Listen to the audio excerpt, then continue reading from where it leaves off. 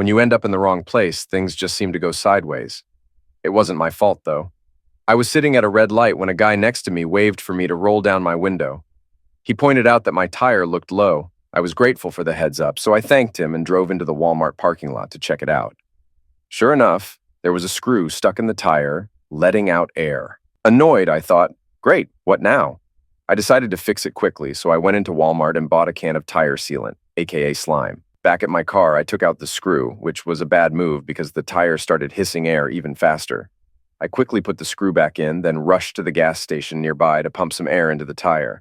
With only 15 miles left to home, I figured I'd keep an eye on it and use the slime if the pressure got too low. About 5 miles from home, I noticed the tire was still going flat. I stopped at a convenience store, but they didn't have an air pump. It was time to try the slime. I put it in the tire, and though some green goo came out, which is why it's called slime, the hissing stopped, and the leak seemed sealed. Just as I was getting back into my car, a huge pickup truck with giant tires pulled into the lot. The truck was so tall it looked like you'd need a ladder to get in. The driver must have been trying to make a statement. I recognized the truck from somewhere. The driver, a tall guy in cowboy boots and a big belt buckle, stepped out. I couldn't help but laugh at his outfit, but my amusement quickly faded when the passenger door opened and a stunning woman with jet black hair got out, catching my eye. I definitely knew her. It was Megan, my wife of 18 years. What on earth was going on? I was parked off to the side and they didn't even see my car. It's a company car, one of those small, boxy imports, so maybe it just blended in. They were holding hands as they walked into the store, and she was laughing up at him like she was having the time of her life. I felt like I'd been punched in the stomach. I couldn't breathe, couldn't move. I just stood there, completely frozen. Then it hit me where I'd seen that guy before. He worked at Megan's job. She's the office manager at a mental health clinic, and he's one of the caseworkers. I'd seen his truck at her work before, so what the heck was Megan doing with him? I couldn't remember his name for a minute, but then it came to me. Jerry Garner. But why wasn't Megan at work today? I had to find out. I got back in my car and waited. When they came out of the store, Jerry helped Megan into the passenger seat and they both had coffee cups. They drove off and I followed them at a safe distance. They pulled into our driveway and went into the garage. The door shut behind them and I couldn't see anything more. I waited for half an hour, but my tire situation was stressing me out. I kept checking it, but it seemed okay for now. After 2 hours, the garage door finally opened again and they drove past me. I held a folder up to my face just in case, but honestly, they were too wrapped up in each other to notice me. Megan doesn't get off work until 5, and it was only 2:30. I had plenty of time. My plan was to go in and see what I could find out. I had to pick up my 15-year-old daughter, Valerie, at 4. I had no idea how I was going to explain this to her. I couldn't even imagine what I'd find when I got inside, but I hoped I'd get some answers. When I walked in, everything was so quiet. The only noise was the drip of that faucet in Valerie's bathroom that I'd been meaning to fix. The air conditioner was humming softly, but that was it. I looked around but didn't see anything too weird. I went upstairs and saw that the bed had fresh sheets. My heart just sank when I saw that. I ended up leaning against the wall and sliding down to the floor. I was completely numb. I must have sat there for about 30 minutes, just staring into space. My thoughts were all over the place, like I was in a daze. My stomach was starting to feel sick, so I got up and grabbed a Sprite from the fridge. I was feeling hot and sweaty, so I went to the bathroom. I rummaged through the vanity for a washcloth, soaked it in the sink, and splashed some cold water on my face. It made me feel a bit better. That's when I noticed something else. The shower floor was wet. They must have taken a shower before heading back to work. I went back to the bedroom and sat on the edge of the bed, feeling like I was in a trance. This was the bed where Megan and her lover had just been. The thought made me jump up, horrified. This was where it had all happened. I had no clue what to do next. Well, getting a divorce from Megan was a given, but beyond that, I was completely lost. I didn't know any lawyers and had no idea how to start, and I still had to pick up Valerie from school. What was I going to tell her? I felt totally overwhelmed and confused. I stumbled out to the car, feeling like I'd been partying nonstop for days. My head was pounding and I looked like I'd been hit by a truck. I knew I shouldn't be driving, but I couldn't leave Valerie waiting. It hit me hard. She's really the only person I can truly rely on right now. My little girl needed to be okay, and I had to make sure she was. Everything I did from now on had to be about her. When I pulled up in the line of cars, I saw her waiting at the school doors. She walked toward the car with that familiar grace that made my heart ache. Valerie looked so much like her mother, with dark hair and Mediterranean skin. Her eyes were incredible, dark brown with hints of gold and green. The doctor called them hazel, but they were unique to me. She was tall like me with long honey brown legs and a kind of beauty that always took my breath away. She threw her backpack into the back seat and climbed in. When she slid over to kiss me, she stopped and froze, sensing something was off. "Dad, what's wrong?" she asked, her voice rising with concern. "Are you sick? Did something happen? Is Mom okay? What's going on?" Her fear was clear and I had to say something. "I'm okay, kitten," I said, trying to sound reassuring. "No one's hurt or sick or anything. I just need to talk to you. Let's go to the park and I'll explain everything there. Please don't ask any more questions until we get there, okay?" "Okay, Dad, but you're kind of scaring me," she replied. "I know, kitten, but everything's going to be all right," I told her, hoping I wasn't just trying to comfort myself. The drive to the park only took about 5 minutes. I'd pushed her on those swings more times than I could count. Megan and I had spent countless hours on those benches watching her play. Were those days of happiness all I had left? Just memories of better times? We walked over to one of the benches, and Valerie grabbed my hand, swinging our arms back and forth like she used to when she was a little kid learning to walk. We sat down, and I struggled to find the right words to start. "Just tell me, Dad," she said. "I can handle it." "Well, I'm not sure I can," I admitted. The whole story came pouring out. I told her everything. What I'd seen, what I was feeling. The tears just kept coming, streaming down my face like a river. Valerie held my hand the whole time, and when I finally ran out of words, she snuggled up next to me. "It doesn't sound good, Dad," she said. "We need to go home and talk to Mom. We need to hear her side of things. I know it looks bad, but we don't have the full story yet. We need to ask her." I kissed the top of her head, feeling so proud of her bravery. She tugged on my hand until I stood up. "Do you want to drive?" I asked, knowing she'd just gotten her learner's permit. Her eyes lit up with excitement. A shadow crossed her face for a moment as she thought about it, but then she smiled and agreed. She drove us home carefully, and when we pulled into the driveway, Megan's car was in the garage. This was it. Megan greeted us at the door with hugs and kisses.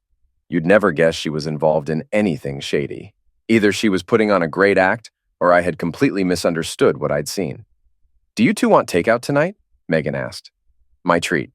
"I think we need to talk to you for a minute, Mom," Valerie said. "Okay. Is everything all right, baby?" Megan asked, looking concerned. "I don't know," Valerie replied. "Let's find out." We walked inside, and I flopped down on the couch next to Valerie. That left Megan stuck in that awful chair she'd insisted on getting. "What's up?" she asked, acting like nothing was wrong. "How was your day?" I asked, trying to keep it casual. She gave me a curious look. Same old," she said. "One of the drug reps brought lunch from the onion bin. It was pretty busy and I barely had a minute. Why are you asking?" "So, you were at the office all day?" Valerie jumped in. "Yep," she replied. "Why all the questions? What's going on?" "So, you weren't at home with Jerry Garner this afternoon?" I pressed. Her face went white. "Of course not," she said. "Are you accusing me of something, Fred?" "I saw you," I said. "What? You didn't see anything?" She started stammering. "What are you trying to pull? He's lying, Valerie. I was at the office all day. Ask Angel if you don't believe me." "No, I don't think he's lying, Mom," Valerie said firmly. "I think you're the one lying. I'm not going to ask Angel. She'd cover for you. I think I'll call David Jones. He's your boss, right? I doubt he'd lie for you. What's his number?" "He's gone for the night," Megan said quickly. "I'll have him call you tomorrow. What are you two doing? Trying to set me up? Do you think you can just come in here and catch me in a lie? What are you accusing me of?" "I think you're the one who messed up," I told her. "You lied, Megan. We all know you did. Why'd you do that?" I could see her brain working overtime. "All right, fine, I was here," she admitted. "This is exactly why I didn't want to tell you. I knew you'd grill me and accuse me of something. No one's accusing you of anything yet," Valerie said. "But now, I am. You tried to make Dad look like he was lying just to cover up your own lie. What's going on, Mom? Are you seeing that guy, Jerry?" "You don't even know him," Megan said. "Why call him a jerk?" "I've met him a couple of times," Valerie replied. "The way he looks at me makes me uncomfortable. But that's not the point. Are you having an affair with him?" Megan looked between us like a cornered animal. "I didn't want it to come out like this," she finally said. "I wasn't ready." Ready for what? Valerie asked. I've fallen in love with Jerry, Megan confessed. She glanced at me. I'm sorry, Fred. It just happened. We work closely together and I don't know. He feels like he completes me. We connected and it's real. We're in love. I was going to tell you when the time was right. Once we both get divorced, we plan to get married. I'm really sorry it came out this way. Valerie, everything will be okay. You can still see your dad whenever you want. Jerry has a great place by the lake and a daughter too. He likes you and we're going to be happy together. Are you out of your mind? Valerie practically shouted. I'm not living with that jerk. He'd probably try to come into my room at night or something. No way am I staying here with him. I'm going to be with Dad and I'm not going to be around you anymore. How could you do this? She spun around and stormed up to her room, slamming the door behind her. I heard the lock click into place. Megan looked at me like it was no big deal. She'll get over it, she said. Jerry is actually a really great guy. I think you'd like him if you got to know him. I'm sorry, but I need to be happy, and Jerry makes me happy. That's what matters. I just stared at her, confused. Who was this person? It was like she'd turned into a stranger. I wasn't going to argue with someone who seemed so out of touch with reality. Whatever, Megan, I said.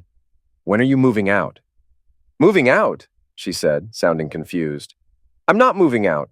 I don't have anywhere to go. Jerry is married, so we can't just do anything until we talk to his wife. We need to sort out divorces and see how the settlements go first. No, you're moving out, I told her firmly. I'm giving you 3 days. Her mouth fell open in shock. What are you talking about? You can't kick me out of my own house. If anything, you should be the one to move.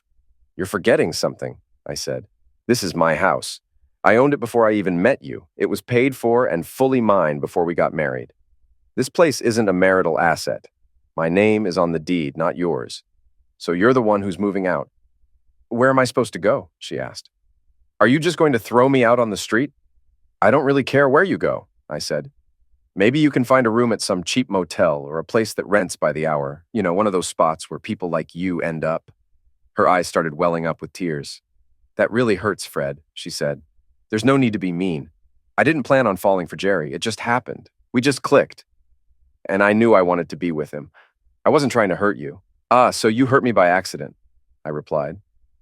Kind of like running with a stick and poking your eye out.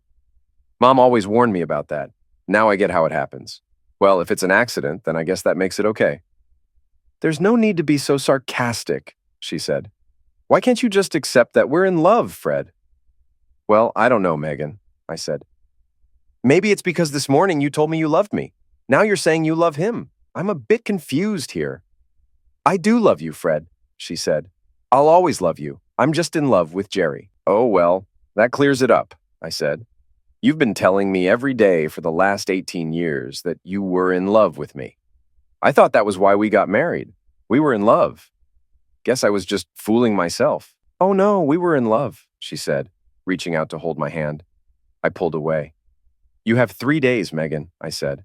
If you're not out by then, I'll have the sheriff come and get you and your stuff thrown out onto the driveway. Please, Fred, she said, sounding scared now. It doesn't have to end like this. We can still be friends. Jerry wants to be friends with you, too. We've got Valerie to think about. I've told you I still care about you and don't want to lose you as a friend. We've been together for too long to just throw it all away. I just stared at her for a moment, feeling my sadness and sense of loss get replaced by a surge of pure, white-hot anger. You must be out of your mind, Megan, I said. Friends? With you? With that jerk? I don't think so. You need to tell him that if he ever sees me, it better be for a split second before he runs as fast as he can. And as for you, you're the enemy now. I'm going to get this house sorted out. You've got 3 days to pack up and get out, then I don't want to see you ever again. I'm calling a lawyer in the morning and we'll get this divorce moving as fast as possible. I turned and walked to the bedroom, leaving her behind, making all sorts of noises. To me, they were just meaningless sounds. She followed me around, still talking about being friends, while I moved her stuff into the spare bedroom. She had so many clothes in the closet that I couldn't carry them all at once. I just draped them over my arm and carried them to the spare bedroom, hanging them up in the closet. She trailed behind me, jabbering away. But when she went to hang up the clothes, I took that chance to leave and lock the bedroom door. I heard her trying the knob and then walking away. A few minutes later, Valerie texted me. You okay, Dad? Yeah, kitten, you? No, but I will be, she replied. Okay, love you, I texted back. Let me know if you need anything. Can you take me to school in the morning? She asked. I don't want to be in the car with her. Sure, I replied. I got into bed and laid there for hours, trying to figure out what to do next. I must have fallen asleep around 3, and then my phone alarm went off. I got up, took a quick shower, and called my boss. I told him I was going through a divorce and needed some time off. He told me to take as much time as I needed and was really understanding about it. I went ahead and made some coffee, had a couple of cups, and fixed breakfast for Valerie and me. She came down right on time, looking as lovely as ever and scarfed down her food. Megan eventually came in, grabbed a cup of coffee, and tried to chat with us, but we didn't pay her any attention. It was time to take Valerie to school, so Megan asked her if she was ready. Valerie just stared at her, then turned to me and asked, "You ready, Dad?" I jingled the keys, and Valerie grabbed her backpack. "Fine, you two can act like toddlers if you want," Megan said. She huffed off to get her purse, gave us one last dirty look, and left. I dropped Valerie off at school, and she gave me a kiss before heading in. I stayed in the car for a bit, watching her go inside. I started thinking about my friend Dan. He'd just gone through a divorce, so I figured I'd call him and see which lawyer he used. Dan didn't recommend his own lawyer. Instead, he suggested I use his ex-wife's attorney. He gave me the name, and I looked up the number.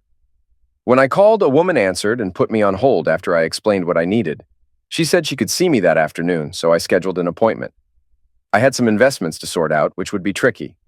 To prevent Megan from racking up credit card debt, I called and lowered the limits on our cards to $500 each. It would be inconvenient for me too, but I wasn't about to foot the bill for her plans. My meeting with Elizabeth Baxter didn't start off smoothly. She seemed to have some wrong ideas about why I was there and needed to clear that up before we could dive into the details. She assumed I was leaving Megan for a newer model, and I needed to correct that impression first. I told her, "You've got to reconsider. Megan's been cheating on me with a coworker. They're both married and planning to divorce their spouses to be together." She looked uncomfortable and said, "I'm sorry, but I can't take on a case like this. I just couldn't live with myself." "I get it," I said, "but we have a daughter and I want to handle this as smoothly as possible. Do you think I have a shot at getting custody of her?" "It's possible," she replied. "Legally, either parent can be considered for custody. In reality, though, fathers often have a hard time getting custody, especially of teenage girls. How old is she, and does she want to stay with you?" "She's 15, I said, "and she's told me she wants to stay with me." "That helps a lot," she said. "In this state, kids over 14 can choose where they want to live, and younger kids' preferences are also taken into account. If she were younger, it would be tougher, but being 15 and wanting to live with you should really support your case. It shouldn't be too big of an issue." "Just do your best," I said. I went home, feeling uncertain about what to do next. I knew I needed to take action, but it had to be legal. I couldn't afford to end up in jail. It would mean losing Valerie, and I wasn't going to let that happen.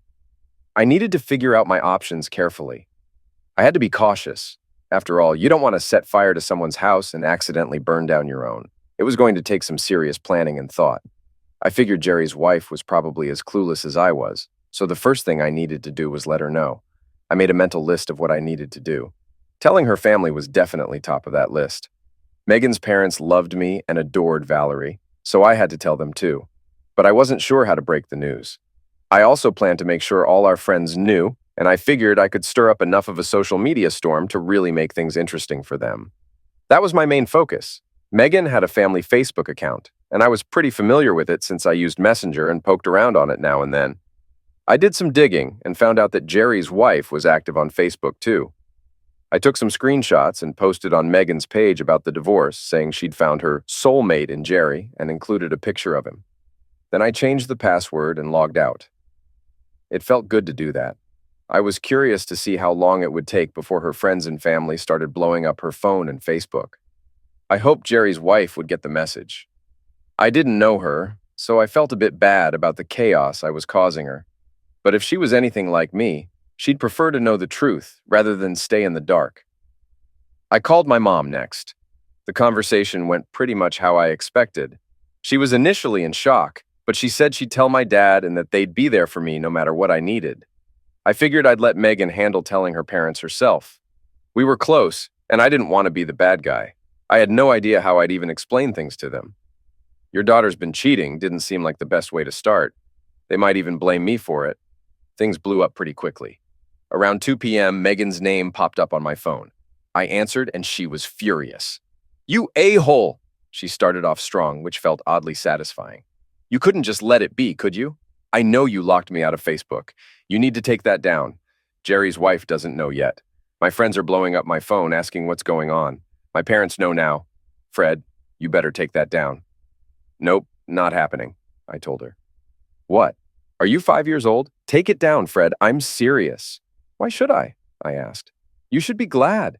Everyone's getting the full scoop on you and your new soulmate. Are you embarrassed that people know you're cheating, Megan?" "I'm not." She hesitated, probably realizing how ridiculous she sounded. "Fred, please take it down. It wasn't supposed to be like this." "You lost the right to control how this goes the moment you cheated," I told her. "You've lost any claim to my respect or even courtesy. As far as I'm concerned, you're the enemy now. Deal with it." I hung up and immediately got another buzz from her, but I ignored it. It was time to pick up Valerie. When I picked her up, I filled her in on what Elizabeth Baxter had said. She was relieved that she'd likely be staying with me, but still upset overall. "What's up with Mom, Dad?" she asked. "I love her, but she's always seemed a bit off. It's like she's never really grown up. Not like you. Sometimes it feels like I have two kids, her and me. Have you noticed that too?" "Not exactly," I said.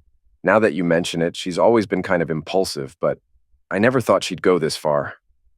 "Well, we'll just have to deal with it," she said. "Dad, I do not want to be in the same house as that creep without you there. Do whatever you need to do to make sure that doesn't happen, okay?" "I'll do my best," I promised. We grabbed some pizza on the way home, and I was digging into my second slice when my phone buzzed. It was Bob, Megan's dad. I wasn't looking forward to this call. I told Valerie who it was, and she told me to put it on speaker. Bob didn't waste any time. "Fred, I'm not exactly sure what's going on, but Megan showed up here last night asking if she could stay with us. Care to explain?" "Did you ask her?" I said. "She said you kicked her out."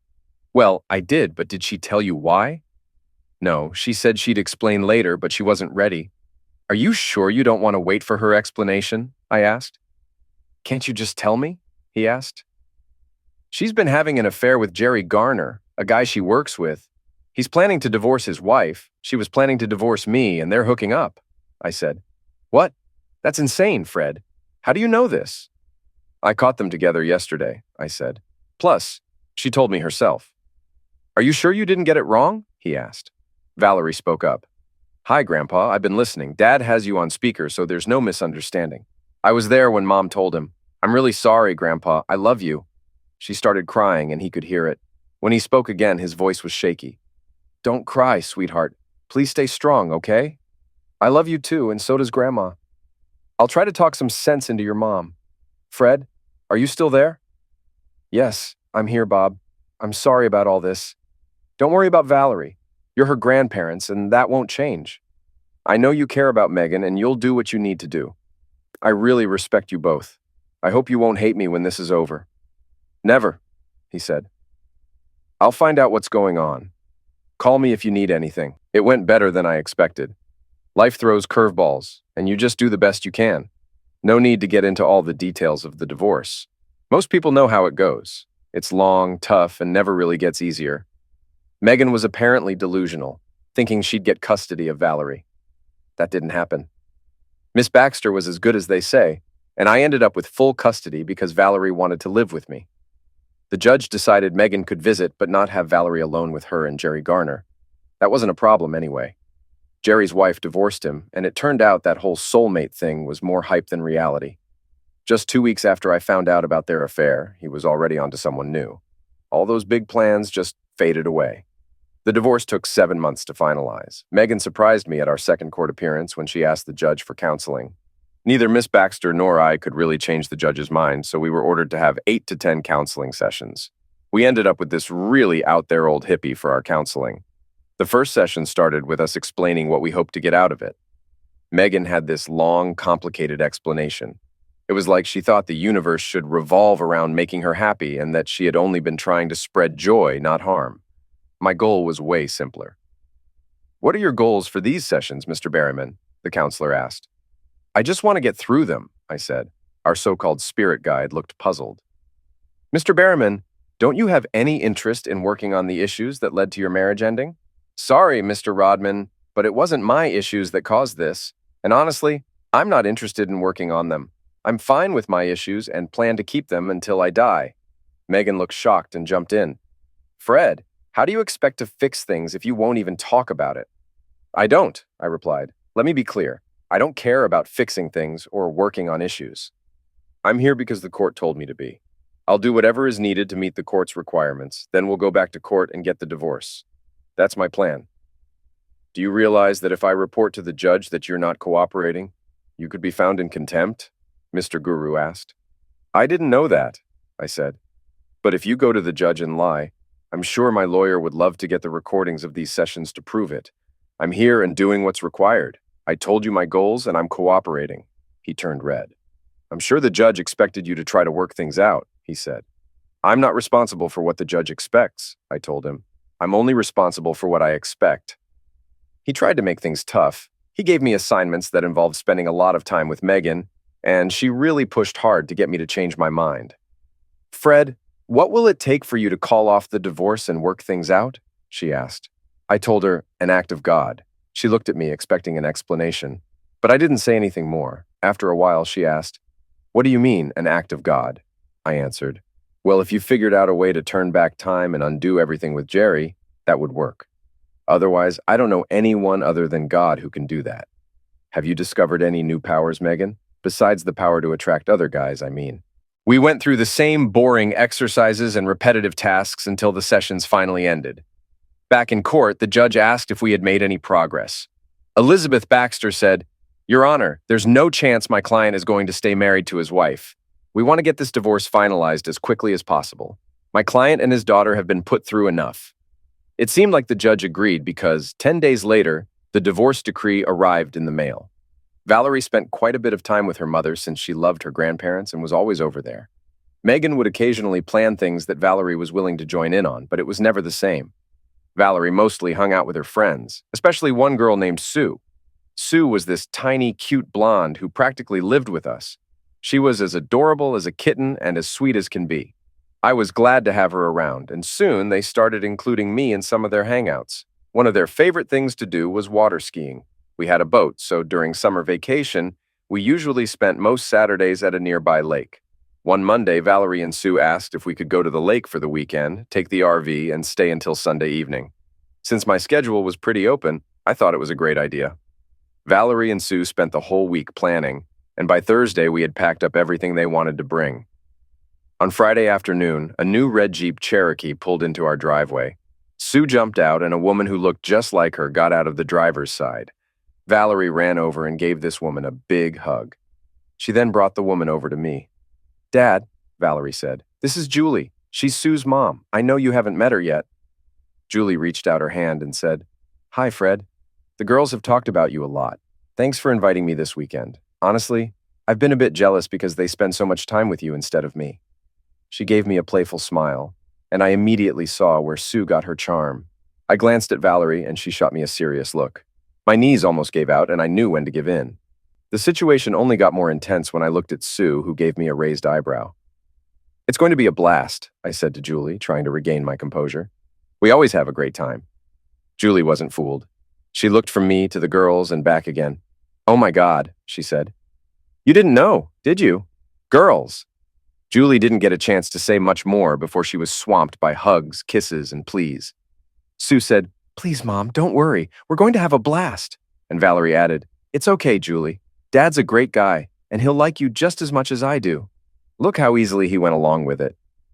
Julie finally managed to break free and gave them a look. You two go sit on the porch. I need to talk to Fred for a minute, she said.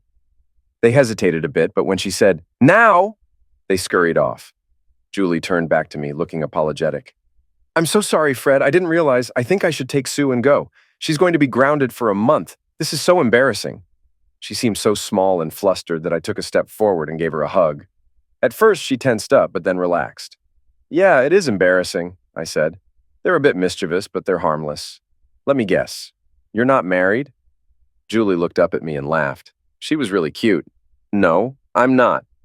Do you think that's what this is about? I'm pretty sure, I said. Here's the thing. You're all packed, you've got the weekend free, the weather's going to be amazing at the lake, and you know I'm not a bad guy since you've been around Valerie.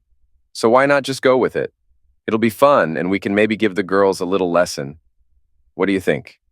She looked over at the girls who were watching expectantly and said, "Okay, let's do it."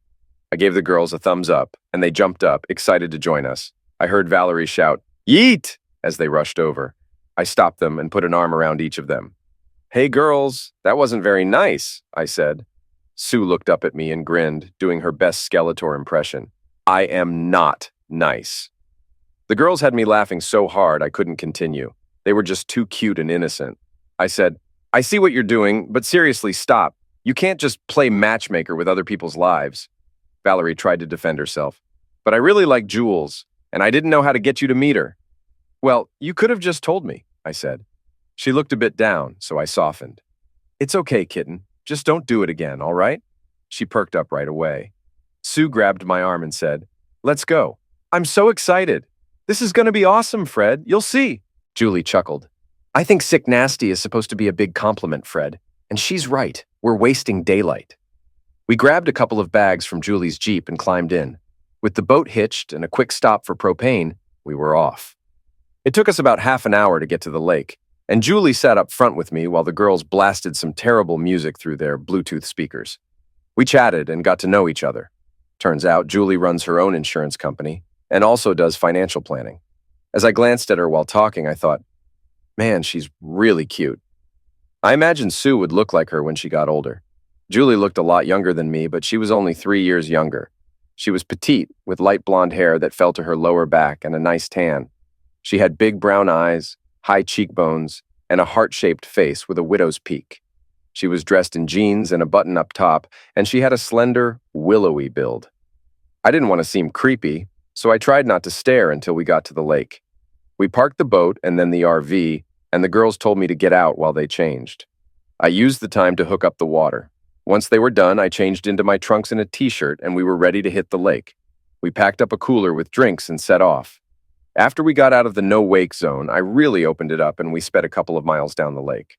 The girls were eager to ski, so they shed their long t-shirts and got into their usual ski gear. They looked great, but Julie really stood out. Julie was tiny, but she had this impressive, all-woman vibe going on. When she turned to watch the girls skiing, I couldn't help but notice how amazing she looked in her swimsuit. It wasn't super trendy, but it fit her perfectly. Her swimsuit did a pretty good job of covering her curves, but it was a struggle, especially her backside, which was firm and perfectly shaped. When she caught me staring, she just smiled and winked. She had a petite frame, and everything about her was just right. "Done?" she asked, her smile making the moment feel relaxed. Her teeth were perfect, too. I laughed and said, "For now. Julie, you know how you look. I'm a guy. What can I say?" She moved closer so she could talk to me and keep an eye on the girls. We spent the next 3 hours skiing, and Julie turned out to be really good at it. She drove the boat while I took my turn, and she was skilled at that too. I wasn't as good as she or the girls, but I managed to hold my own. When we got back to the park, everyone changed into their comfy wraps. Even though the RV had a perfectly good kitchen, the girls wanted to cook outside. So we set up the camp stove and I got a fire going in the grill. I tossed bratwursts on the grill while they chopped up potatoes and onions and opened cans of pork and beans. We'd prepped and packed some meals before, but there's something about camp cooking that makes everything taste better. We settled down at the picnic table that came with the site, and it felt like we'd all known each other forever. Julie started going by Jules, which the girls loved, and she started calling me Freddie. A few times, the girls mentioned that Jules wasn't married, so I finally asked her about it. "You're gorgeous, funny, smart, and you've got your own business. Why hasn't some guy snatched you up yet?" She paused for a bit before answering. "Well, the main reason is Sue," she said finally. "I was pretty young and naive. I was in my senior year of college and thought I'd found the love of my life. I found out I was pregnant a week before graduation. I wasn't too upset because we had talked about getting married as soon as we finished school." "I'm guessing that didn't work out since you're talking about it like it's in the past," I said. "Nope," she confirmed. 3 days after I told Brad about the baby, I found out he'd been cheating on me for a month.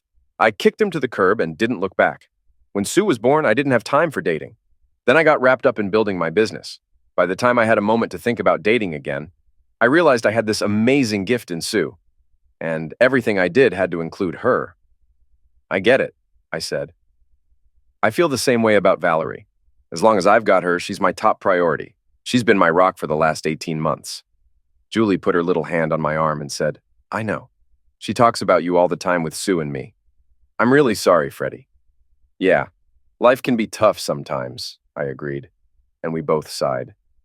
We glanced over and saw Valerie and Sue watching us with big, loving smiles from their camp chairs under the awning, whispering to each other.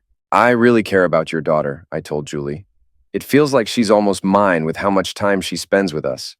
She cares about you too, Julie replied. She told me recently that you're like the father she never had. I saw Julie's eyes fill up with tears and one dropped down her cheek. I gently wiped it away with my finger. She's a fantastic kid, I said. You've done an amazing job raising her. It must have taken a lot of courage to do it on your own. Julie smiled through her tears, stood up, gave me a quick kiss on the cheek, and joined the girls. The weekend was awesome, and when it was time for Julie and Sue to head home, I went up to her car and tapped on her window. Hey, Jules, would you be interested in going out with me next Friday? I asked. Sue squealed with excitement, and Jules gave me one of her big, bright smiles. What time? She asked. How about 6? I suggested. We'll have dinner and do something fun afterward. And is it okay if Valerie stays with Sue while we're out? That sounds perfect, and of course, Jules said.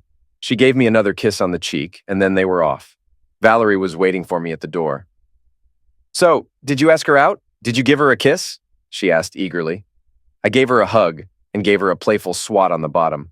Yep, I did, and it's none of your business. She let out a squeal, just like Sue did. I knew it. She's perfect for you, Dad. I love her so much, and Sue is like a sister to me. I shrugged. Whatever happens, happens, Valerie. You can't force these things. Stop trying to play matchmaker. She snuggled into my chest. I know, Dad, but you were never going to do anything about it on your own. Not that I mind being the only woman in your life. I chuckled. You'll always have a special place in my heart, Valerie. You're my baby, and that's never going to change. She purred and stayed close for a moment before heading off to do her own thing. Our first date went really well. I took her to play racquetball. She was new to it, but she'd played tennis before, so the basic moves were familiar. Once she got the hang of the rules and hitting off the walls, she was pretty awesome. Being a natural athlete definitely helped. She was super quick and could change directions faster than I could, which is a big advantage when you're petite. After we were done, we relaxed at a table outside the courts, drinking and catching our breath. She pulled out her phone. Let's send a snap to the kids, she suggested. We posed with our rackets and goggles, and she took a snap. They replied quickly, and we had a fun memory from the night. After that, we both showered, and I took her out for dinner. We went to a great Italian place and ended up eating way too much. It was a blast. We were wrapping up our wine, just relaxing in the booth. Jules was sitting right next to me, and it felt really natural to put my arm around her. She snuggled up close and gave me that sweet smile of hers. I couldn't help but think how adorable she was, and it hit me that she'd always be cute, no matter how much time passes. When we got to her place, she leaned over, giving me that look that said she wanted a kiss. I gave her one, and it was even better than I'd hoped. It was a long, satisfying kiss with her soft, plush lips, and she tasted like wine and cherry chapstick. As we pulled apart, I noticed the curtains moving slightly. Looks like we might have an audience, I said with a grin. She laughed, sounding a lot like her daughter. I'm not surprised. You know they're trying to set us up, right? Does that bother you? I asked. She blushed a bit. Not at all. I like everything I know about you, Freddie. Same here, I said. Let's go inside before they start tearing down the curtains. We kept going out every Friday for 4 months, and things kept getting better between us. I didn't want to rush her, but our dates were getting pretty hot and heavy. I found that I enjoyed having her as a friend just as much as I did having her as a girlfriend. We were constantly in touch, talking on the phone, exchanging funny snaps and texts throughout the day. Whenever something caught my eye or made me laugh, I'd share it with her, knowing she'd appreciate it. We were growing really close, and it felt great knowing everything about each other's lives. We started having dinners together every Tuesday, me, Jules, and the girls. We'd hang out, play games, and I found myself really liking Sue, almost as much as I liked her mom. They were so similar that if you knew one, you'd know the other pretty well too. Sure, there were differences, but they both had this charm that made the similarities stand out even more. Things were pretty great, but there was one annoying thing. Megan. She was still in Valerie's life, which meant she was still in mine. I wanted nothing to do with her. Just seeing her made me frustrated. She'd always try to strike up a conversation whenever she picked up Valerie or when I dropped her off at her grandparents' place, where Megan was living now. She'd lost her job at the clinic with Jerry and was working at a different place across town. If she started getting on my nerves, I'd ask her if she'd heard from Jerry. That usually shut her up. One time she asked me, "How long is it going to take for you to forgive me?" "Forgive you? For what?" I shot back. "As far as I know, you don't think you did anything wrong. I've never heard you say, 'I'm sorry, Fred. I was wrong. I'm sorry for trying to make Valerie think you were lying or for trying to take her away from you. I'm sorry for messing up the divorce or for cheating on you with that jerk.'" Of course, she didn't say any of that. She couldn't own up to her mistakes. I wasn't sure what forgiving her would even involve. I'd moved on and found peace. I didn't forget what happened, but I wasn't going to waste my time being bitter. People make mistakes and sometimes do really crappy things, but you just have to accept it and move forward. At first, I wanted to get back at both Jerry and Megan for what they did. But soon enough, I realized that their punishment was just being themselves. They had to live with the choices they made, and I needed to move on and focus on my own life. I wanted to put all the lying and cheating behind me and live my best life. Megan was clearly miserable, and while I didn't wish her any real harm, I definitely wasn't going to be the one to dish it out. I figured if there was any cosmic justice, let it handle Jerry and Megan. I was done with all that drama. It didn't help that Megan seemed even more upset when she found out I was seeing Jules. One evening after I dropped Valerie off at her grandparents' place for the night, Megan came out to the car to stop me. "I hear you're dating one of Valerie's friend's moms," she said. I just stared at her. "Is that true?" she pushed. "That's my business," I replied. "Actually, it's not," she snapped back. "I'm your ex-wife. I have a right to know." "You have no rights where I'm concerned," I told her. "You chose someone else and we're divorced now. My life is mine and yours is yours. Stay out of my business, Megan." I was furious when I drove away. It seemed like she just couldn't let it go. I filled Valerie in on what happened, and she was just as mad as I was. After that, I made sure that Megan never picked Valerie up from our place again. Instead, Bob or Cindy, Valerie's grandparents, came over to get her. It was a relief and took away a big source of stress from my life. On the 7-month anniversary of our trip to the lake, I took Jules out for a special night. We went to a nice restaurant and then hit up a club. Jules doesn't usually drink much, maybe just a beer now and then, but that night she had 2 drinks. I gave her a look when she ordered the second one. She laughed and said, "Guess I'm being a little wild tonight, huh?" "You're perfect, just like you always are," I replied. "Do you really think so, Freddie?" she asked, tilting her head in that adorable way she does. "Because I think you're pretty perfect, too. If I'm so perfect, why haven't you asked me to spend the night?" I must have looked pretty surprised because she burst out laughing. "You haven't even thought about it?" I pulled myself together. "Oh yeah, Jules. I've thought about it a lot, especially since that first day on the boat when you were in that swimsuit. When we started dating, I realized how special you are, and I didn't want to push you or make you uncomfortable." "You won't scare me off," she said, smiling. "I told the girls not to wait up." "Seriously? So what are we doing here?" I asked. "Let's get out of here, Jules. Do you want to spend the night with me?" She blushed, took my hand, and let me help her up. "More than anything right now," she said. As we left, she practically melted into me. With her head resting on my shoulder and holding my arm, we walked home. I let her out when we pulled into the garage, and she stayed close to me all the way to the bedroom. I turned Jules around at the foot of the bed and gave her a kiss. It was one of the best kisses I'd ever experienced, and it felt like it went on forever. When we finally pulled apart to catch our breath, she looked up at me with those warm, brown eyes of hers. She wrapped her arms around my neck and said, "Make love to me, Fred. I'm a little scared." "Don't be," I reassured her. "I love you, Jules. You know that, right?" "I thought you did," she said softly. "But I needed to hear it. I love you too, Fred." I carried her around beside the bed with her arms around my neck and placed her gently on the bed. I moved over her, careful to keep my weight from crushing her. "How many have you had?" I whispered in her ear. "3, she murmured. "Never anything like that." "God, Freddie, I feel stuffed," she groaned. "Damn, you've got a huge Johnson." We fell asleep wrapped around each other, and we ended up making love twice during the night, once when I started it and once when she did. The next morning, I woke up on my back with Jules half on top of me, her hair spread out and her cheek resting against my shoulder.